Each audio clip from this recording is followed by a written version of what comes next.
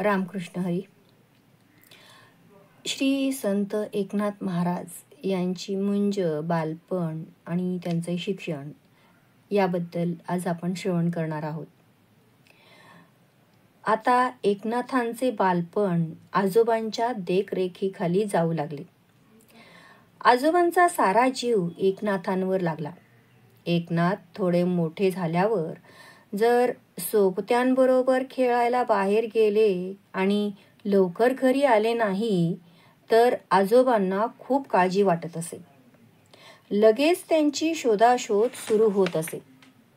चक्रपाणींच्या कुटुंबातले सारे वातावरण कसे शुद्ध पवित्र होते. श्रद्धामय आणि मंगलमय अशा या वातावरणाचा प्रभाव बाल एकनाथांच्या मनावर खोलवर घडत होता. घरातील ईश्वर भक्तीचे संस्कार लहानपणीच त्यांच्या मनावर घडत होते. एकनाथ लहानपणापासूनच श्रद्धावान होते. त्यांची बुद्धीही अतिशय तरल होती. भजन, कीर्तन, पूजा अर्चा, संध्या, प्रवचन, नामसंकीर्तन यांत त्यांना विशेष रुची होती. ग्रंथ, पुराणे ऐकण्याची त्यांना आवड होती. ईश्वरोपासनेकडेच त्यांचा जास्त ओढा होता. लहानपणापासूनच दया, परोपकार, सहनशीलता, उच्च नीचता न मानणे, जातीय किंवा वर्णीय भेद न मानणे, समदृष्टी या गुणांचा त्यांच्या व्यक्तिमत्वात चांगल्या प्रकारे विकास झालेला दिसून येत होता. जगाच्या कल्याणा संतांच्या विभूती, देह कष्टविती उपकारे ही उक्ती संत एकनाथांच्या बाबतीत तंतोतंत खरी ठरलेली दिसून येते. अर्थात मुलाचे पाय पाळण्यात दिसतात असे म्हणतात, त्याप्रमाणे लहानपणापासूनच त्यांच्या या गुणांची प्रचिती जनसामान्यांना येऊ लागलेली होती. एकनाथ 6 वर्षांचे झाल्यानंतर त्यांची मुंज करावी असे त्यांचे आजोबा चक्रपाणी यांना वाटू लागले. मग त्यांनी मुहूर्त निश्चित करून त्यांची मुंज करून टाकली. मुंज लावण्यासाठी गुरुजी म्हणून पैठणमधील विद्वान पंडित काशीनाथ शास्त्री यांना बोलावण्यात आले होते.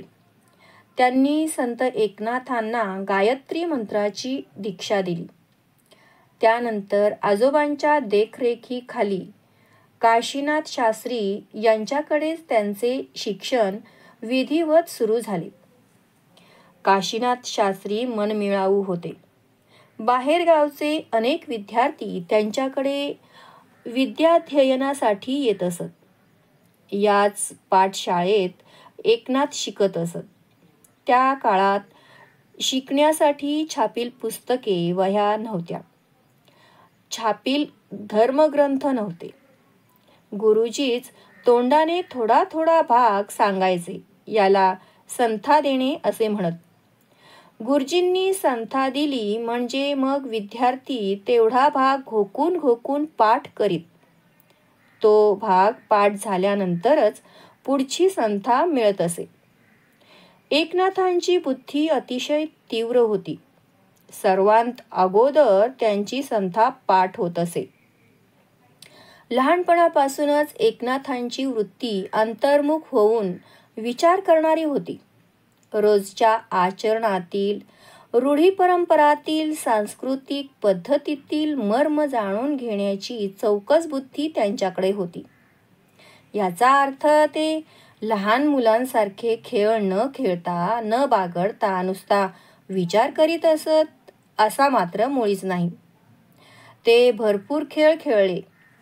गोटे मांडून किंवा एखादा दगड ठेवून त्याचे देव करायचे व मोठी मोठी माणसे ज्या प्रकारे देवांची पूजा करतात तशीच ते पूजा करीत असत. कीर्तन करणाऱ्या एखाद्या हरिदासाची ते उत्तम प्रकारे नक्कल करीत. तसेच एखादी लांब काठी घेऊन त्याला भगवे कापड बांधून त्याची पताका करीत व ती पताका खांद्यावर घेऊन लुटूपुटूचे पंढरपूरच्या यात्रेला सुद्धा जाऊन येत असत. आपण एकनाथांच्या काव्यप्रपंचाचा अभ्यास केला तर दिसून येते की त्यांनी आपल्या साहित्यात अनेक खेळांचा त्यातील बारकाव्यांसह रूपकात्मक उपयोग केला आहे. हे सर्व खेळ ते स्वतः खेळलेले असल्याशिवाय त्यातील बारकावे, त्यातील खुबी ते जाणू शकणार नाहीत. यानुसार टिपऱ्या, विटीदांडू, लगोरी, चेंडू, भोवरा, लपंडाव, सुरकांडी, वावडी, एकीबेकी, हमामा, हुंबेरी, हुतुतू इत्यादी खेळ ते खेळले असले पाहिजेत. या खेळांच्या रूपकांमधून अज्ञानांना समजेल अशा तऱ्हेने परमार्थाची उकल करून त्यांनी सांगितली आहे. विटीदांडूचा खेळ ते आपल्या सोबत्यांबरोबर अगदी तल्लीन होऊन खेळले. हाच विटीदांडूचा खेळ प्रौढपणी बदललेल्या मनातही रंगत राहिला आणि मग ते आपल्या सवंगड्यांना हा विटीदांडूचा आगळा वेगळा खेळ खेळायला बोलावू लागले. ते म्हणतात, मित्रांनो, आपण अबक दुबक तिबकाचा त्रिगुणाचा खेळ मांडूया. यासाठी सत्वगुणांची विटी करूया. विटी टोलविण्यासाठी शुद्ध भावांचा दांडू हातात धरूया. ते त्यांच्या पद्यात म्हणतात, अबक दुबक तिबक गड्या त्रिगुण खेळ मांडू, गड्या त्रिगुण खेळ मांडू. खेळे विटी दांडू आता खेळे विटी दांडू. सत्व विटी धरू हाता भाव धरी दांडू. अशा तऱ्हेने लहानपणीच्या खेळलेल्या विटीदांडूचे रूपक करून त्याद्वारे त्यांनी अध्यात्म सांगण्याचा यशस्वी प्रयत्न केलेला आपणास दिसून येतो.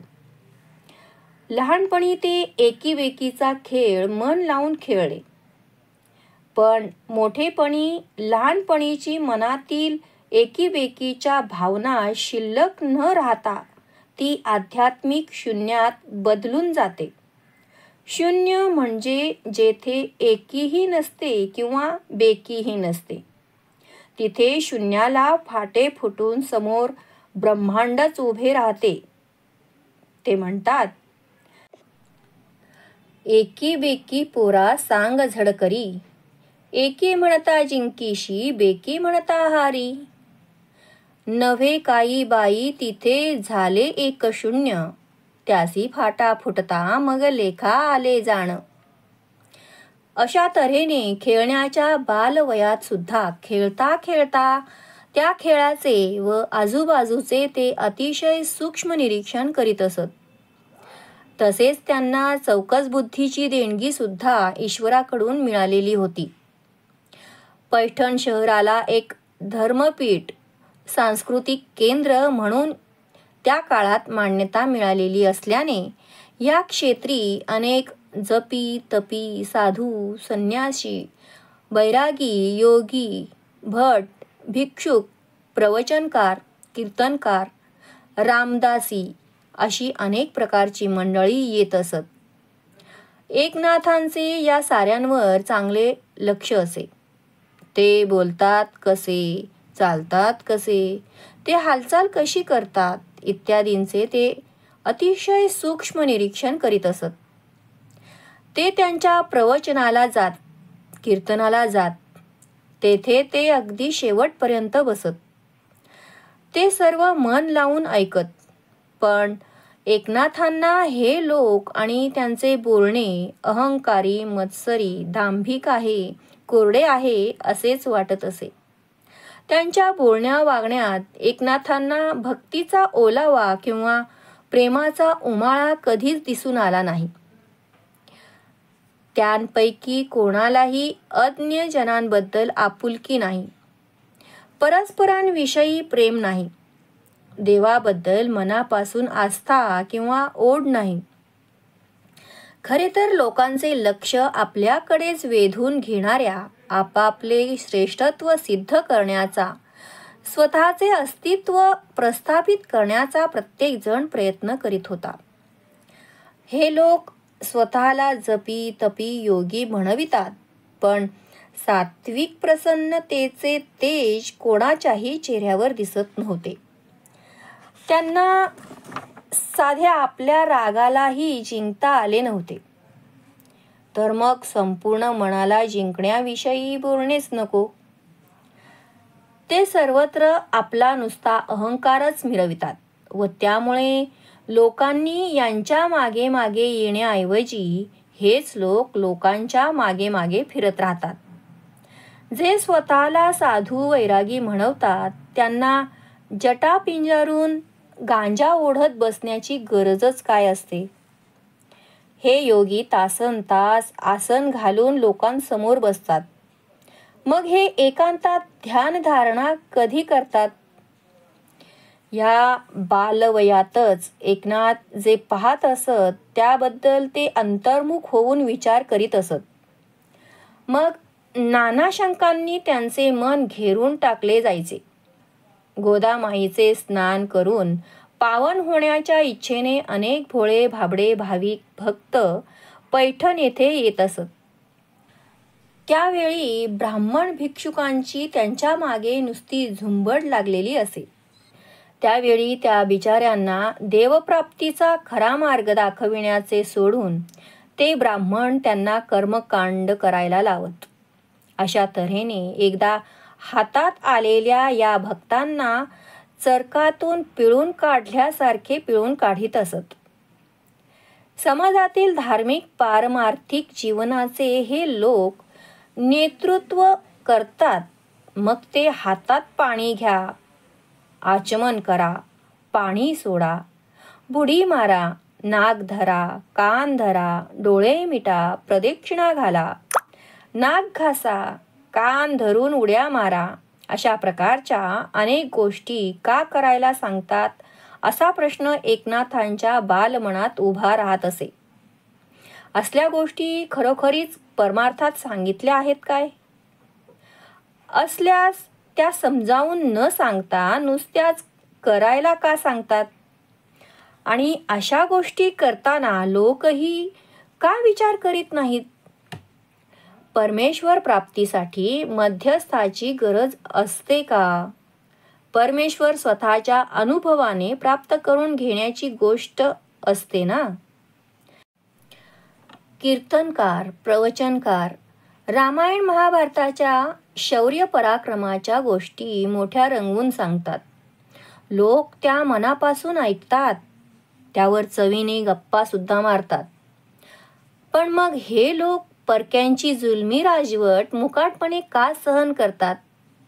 आपला देव, धर्म, उपासना, श्रद्धा, शुद्ध सात्विक भाव, भक्ती सोडून हे लोक पीराच्या भजनी का लागतात? अवलिया फकीरांना गुरु का करतात? आपल्या धर्मामध्ये यांना सात्विक विचार आचारांचा भरपूर अनुभव स्वतः घेतलेला गुरु भेटत नाही काय? असे अनेक प्रश्न त्या बालबुद्धीमधून मनाच्या कप्प्यात प्रवेश करीत असत. एकनाथांच्या मनात येत असे की आपल्या लोकांचा खऱ्या धर्मावर, खऱ्या परमार्थावर, खऱ्या व शुद्ध नैतिक आचरणावर विश्वासच राहिलेला नाही. धर्म आणि परमार्थाची केवळ बाह्यांग तीही फक्त देखावा करण्यासाठीच यांनी जाणून घेतलेली आहे. खरे म्हणजे ब्राह्मण विद्वानांनी ज्ञान साधनेने, उच्च विचारांनी, शुद्ध आचरणाने समाजाचे नेतृत्व करायचे, परमार्थ सांगावयाचा. पण तो कसा? विचारांना प्रवृत्त करणारा. हे सर्व सोडून ही ब्राह्मण मंडळी दक्षिणेवर खुश असतात. जास्तीत जास्त दक्षिणा उकळण्याचा प्रयत्न करतात. जर या लोकांना दक्षिणा कमी मिळाली तर शिव्या शाप देतात. काय ही या लोकांची अधोगती? हे विद्वान लोक अज्ञानी लोकांना परमार्थ सोपा करून सांगून तो आचरणात आणावयास सांगायचे सोडून देतात आणि अर्थ न समजता पाठांतर करायला सांगण्यात धन्यता मानतात. आणि या गोष्टींचा ते अहंकार बाळगतात. याला काय म्हणायचे?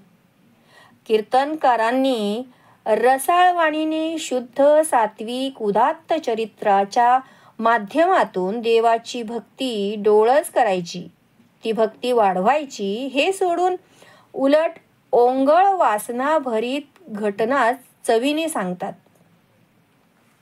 आणि संन्यस्त वृत्तीचा अमोल आदर्श समाजासमोर ठेवायचे सोडून भगवी वस्त्रे नेसण्याचा देखावा करतात, मुंडणाचे सोंग करतात.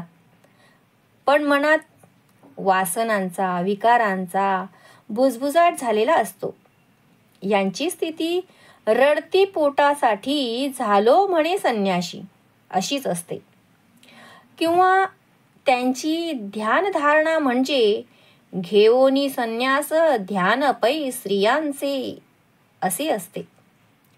धर्म म्हणजे समाजाला उच्च विचार करायला लावणारा, सत्व आणि स्वत्य जागृत करणारा आणि अंतःकरण वृत्तीची जोपासना करणारा असतो.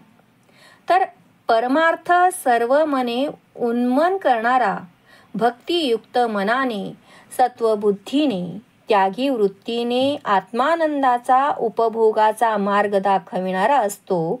हे या विद्वान मंडळींना का व कसे कळत नाही? अशा अनेक प्रश्नांचे काहूर बालमनात उठल्यावर एकांतात चिंतन करीत असत.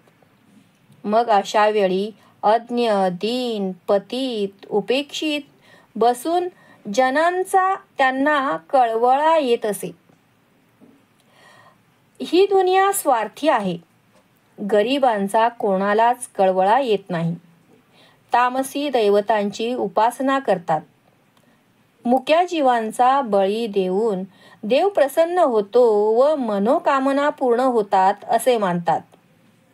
महार, मांग, डोंबारी, कोल्हाटी, कैकाडी, भुत्ये, वाघे, अडवंग, वेस्कर, जागले अशा कितीतरी जाती जमाती अज्ञानात जगत आहेत. त्यांना खरा धर्म, खरा परमार्थ शिकवायला हवा आहे. पण हे काम कोण करणार? स्वतःला उच्चवर्णीय म्हणविणाऱ्यांनी देवधर्म परमार्थाचे रूपांतर कर्मकांडात केले. सामान्य अज्ञ जनात देवधर्म तामसी व विपरीत स्वरूपात आला. त्यात परधर्माची राजवट. त्यामुळे राजसत्तेच्या जोरावर आपल्या धर्मावर आघात झाले तर नवलते काय? यातून सुटण्याचा मार्ग कोणता? असे विचार एकनाथांच्या बालमनात नुसते थैमान घालीत असत.